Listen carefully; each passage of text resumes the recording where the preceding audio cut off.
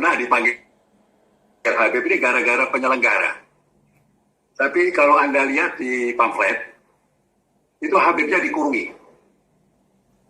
Barangkali penyelenggara takut Habibnya lepas, lari kemana-mana ditangkap orang yang tidak bertanggung jawab.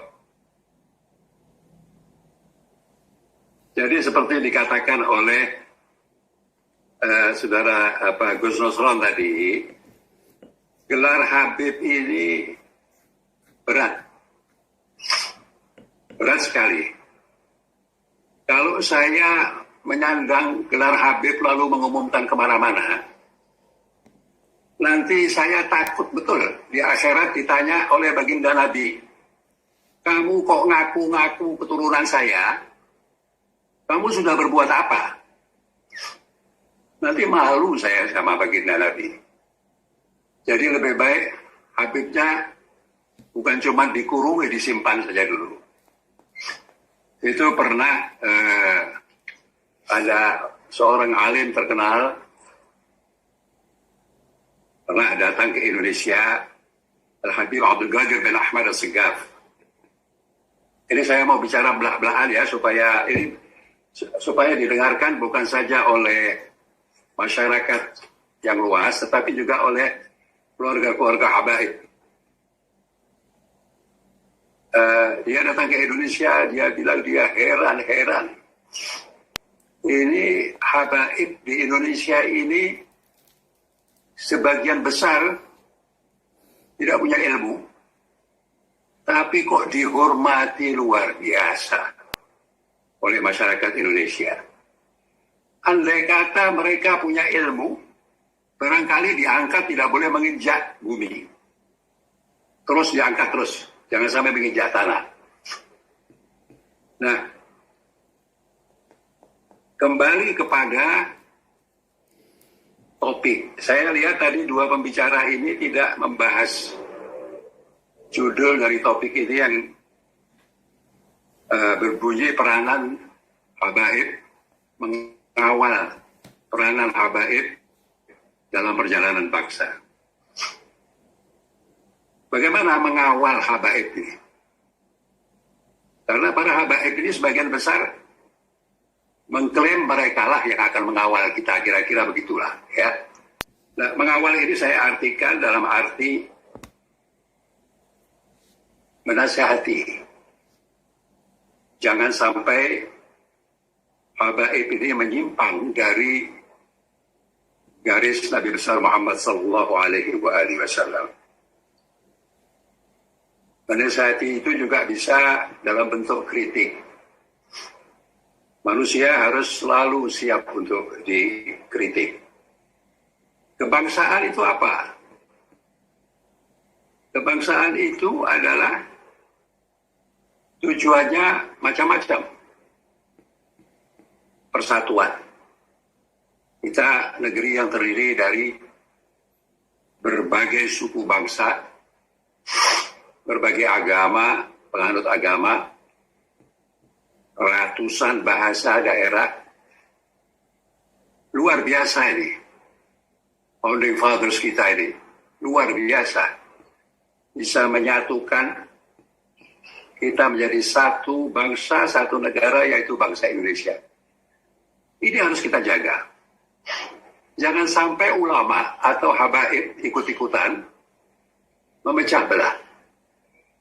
Ini sangat penting sekali. Itu, kebangsaan itu, salah satu artinya itu. Kebangsaan juga, kita harus jaga kedaulatan negeri ini. Jangan sampai kita dikuasai oleh kekuatan-kekuatan asing, baik berupa pendudukan negeri ini oleh asing, maupun dikuasai ekonominya, dikuasai budayanya, dan sebagainya. Ini peran kita semua termasuk peran dari habaib. Jangan lupa ya, bahwa apa yang terjadi di Timur Tengah, di Suriah, di Libya, dan sebagainya, itu karena perpecahan. Dan sebagian perpecahan itu didorong oleh kekuatan-kekuatan asing. Sehingga negeri itu hancur lebur. Kita lihat Libya sekarang, itu di zamannya, saya tidak mendukung Gaddafi ya. Di zamannya Gaddafi tidak ada kelaparan. Sekolah gratis, orang sakit, ke rumah sakit tidak bayar, infrastrukturnya baik. Coba Anda sekarang ke Libya sekarang. Hancur lebur. Suriah dihancurkan, Yaman apalagi kita sudah apa bicara. Nah itu kalau habaib mau berperan, perhatikan itu. Jangan sampai kita ikut dalam tindakan-tindakan yang memecah belah bangsa ini. Jangan sampai kita ikut di dalam perilaku yang mendorong kepada lemahnya kedaulatan. Kebangsaan juga menimbulkan, menciptakan kesejahteraan bagi rakyatnya. Kebangsaan juga menghormati semua agama. Kita mayoritas Muslim, betul, di negeri kita. Tapi mayoritas itu tidak berarti boleh menekan minoritas. Bukan begitu. Minoritas itu tidak harus mengatakan harus diberi hak khusus. Sebab mayoritas di negeri ini itu bukan hanya mayoritas Muslim.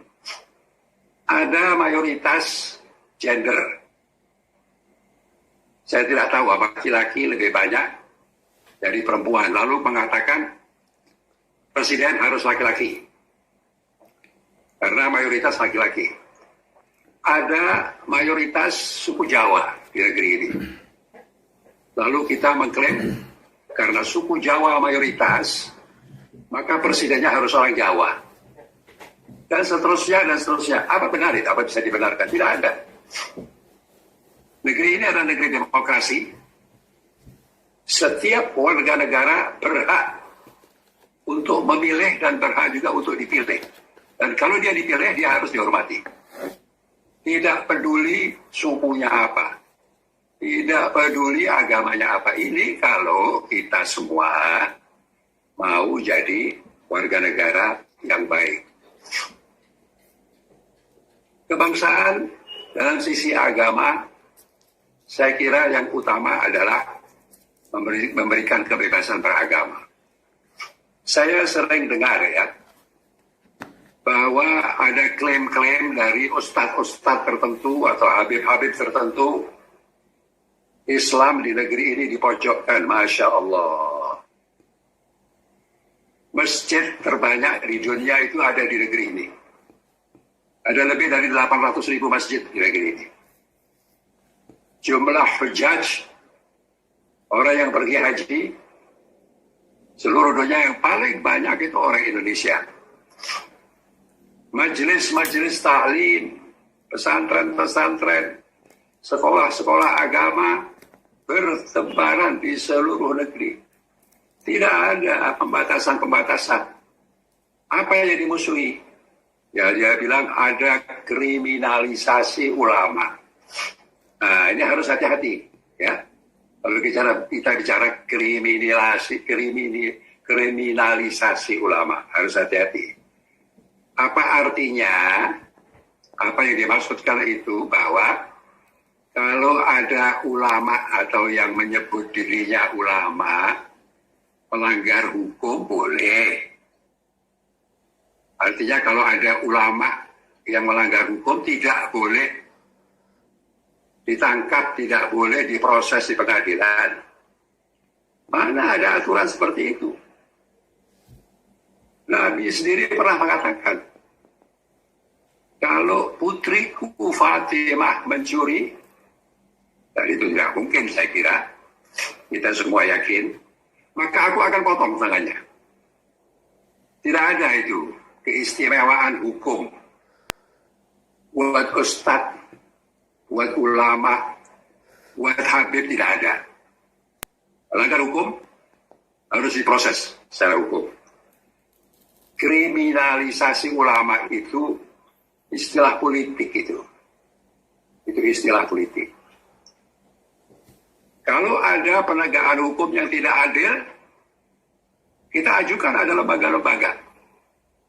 Kita ajukan ke lembaga-lembaga yang bisa meluruskan itu semua. Nah, sekarang saya mau tanya, kalau Front Pembela Islam yang dipimpin oleh Habib Rizik, ya kita terbuka sajalah bahwa webinar ini ada karena ada fenomena Habib Rizik. Ya, andai Front Pembela Islam yang dipimpin oleh Habib Rizik itu mengatakan bahwa mereka berjuang untuk kebangsaan, ya kan?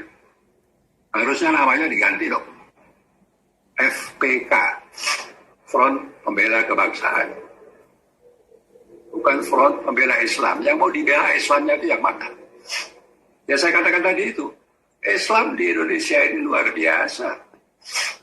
Lebih daripada kebebasan yang diberikan di mana-mana. Andai kata, saya ingin tanya juga ya, FPI ini katanya berjuang untuk melawan kezaliman, melawan ketidakadilan. Kok saya nggak pernah lihat ya, FPI demo memperjuangkan orang miskin kota. Kapan itu? Kapan FPI pernah demo memperjuangkan buruh? Kapan itu? Kapan FPI pernah demo anti korupsi? Kapan itu? Kegiatan-kegiatan yang sering kita dengar di mata kita itu sweeping. Sweeping miras, minuman keras, sweeping hotel-hotel, semacam itu. Dan kalau FPI mau masuk ke dalam bidang politik, tidak dilarang untuk bikin partai politik. Bikin saja partai politik.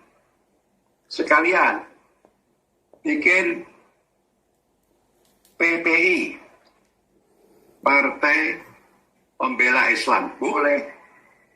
Ada prosedurnya, ada syarat-syaratnya. Tapi jangan membawa agama ke dalam politik. Kenapa saya katakan jangan membawa agama ke dalam politik? Karena politik itu kotor. Jangan naif lah, ya, jangan naif. Saya mau bicara terbuka lah, supaya semua orang tahu, dan mudah-mudahan para pendukung Habib Rizik juga tahu, dan mudah-mudahan sampai juga ke Habib Rizik, mudah-mudahan. Saya ingin kasih tahu ya, ini ustadz-ustadz, Habib-Habib, dan lain sebagainya itu, sadar tidak bahwa politisi yang mengelilingi Habib-Habib ini itu bawa kalkulator, menghitung, berhitung. Kenapa? Mereka mendekati Habib, mendekati ulama, mendekati ustadz. Karena mereka tahu banyak pengikutnya, banyak penganutnya. Dan buat politisi, yang dihitung itu suara. Dan nanti, satu saat, begitu mereka berhasil ditinggal. Mau contoh ditinggal? Kan sudah jelas, ya kan? Contoh ditinggal. Pilpres yang lalu, ditinggal nggak Habib Rizik? Ditinggal kan? Tinggal. Ya kan? Sudah nggak berguna, nggak bermanfaat, ditinggal. Walaupun ya partainya itu masih main dua kaki. Mereka berpikir nanti 2024 jangan sampai kehilangan suara pendukungnya Habib Rizik ini. Jadi taruh Fadlizon di situ. Yang satu jadi menteri mendukung Jokowi, yang satu Fadlizon membela Habib Rizik. Sadar tidak Habib Rizik? Antum ini dibuat mainan. Sadar? Jadi penting diperhatikan, ya. Saya sebetulnya tidak mau berbicara banyak mengenai siapa Habib itu, ya. Tapi saya mau singgung sedikit saja, ya. Itu kan ada ayat, ada hadis, ya, yang memerintahkan kita untuk mencintai ahlul bait, ya. Atau ada istilah lagi al-qurba, mawaddah fil qurba. Ada lagi hadis yang kuat, ya. Kalau kata Rasulullah Sallallahu Alaihi Wasallam, kalau Anda tidak mau sesat, peganglah kitab suci Al-Quran dan Al-Itrati. Al-Itrati ini diterjemahkan sebagai keturunanku. Nah, kita harus hati-hati, ya, menerjemahkan Al-Itrati, menerjemahkan Qurba, menerjemahkan Mawaddah. Harus berhati-hati. Saya bukan ahli tafsir, terus terang, ya. Tapi kita juga diperintahkan oleh Allah untuk menggunakan akal kita dalam menafsirkan atau memaknai Al-Quran, ayat-ayat Al-Quran. Tadi sudah disinggung sedikit oleh Gus Nusron. Ada perbedaan pendapat mengenai Ahlul Bait itu siapa. Ada yang menafsirkan Ahlul Bait itu hanya Ahlul Kisah, yaitu yang dikurung oleh Rasulullah, ya, kemudian didoakan oleh Rasulullah. Itu adalah Fatimah Zahra, Sayyidina Hasan, Sayyidina Husain, dan Sayyidina Ali katanya merangkul dari belakangnya Nabi. Itu Ahlul Bait, bukan keturunannya. Ahlul Bait itu bukan keturunannya. Tapi ada juga yang menafsirkan Ahlul Bait itu juga yang dikurungi itu, yang doakan oleh Rasulullah, plus keturunannya sampai bawah. Silakanlah Anda mengartikan yang mana, ya. Dan mencintai itu artinya macam-macam. Mencintai itu barangkali Rasulullah khawatir nanti sepeninggal beliau keluarganya bakal dimusuhi. Dan Rasulullah tidak meminta upah apa-apun kecuali jangan memusuhi keluarga saya. Kira-kira itu, ya. Mencintai itu tidak berarti harus nurut. Saya cinta istri saya, sangat cinta. Tapi saya tidak selalu menurut apa maunya. Saya dengarkan dulu. Maunya masuk di akal tidak? Melanggar etika tidak? Ya kan? Boleh mencintai. Tapi ketika kita mau manut, bahasa Jawanya manut, menjadi panutan, dilihat dulu. Yang dipanuti itu apa? Melanggar akhlak tidak? Melanggar logika atau tidak? Ya kan? Melanggar hak-hak orang atau tidak? Itu yang harus kita perhatikan. Dan jangan lupa, ya, fitrah itu adalah, saya mengartikannya, keturunan yang juga mengikuti akhlak dan sifat-sifat leluhurnya. Kalau dia tidak mengikuti akhlak, dia bukan fitrah.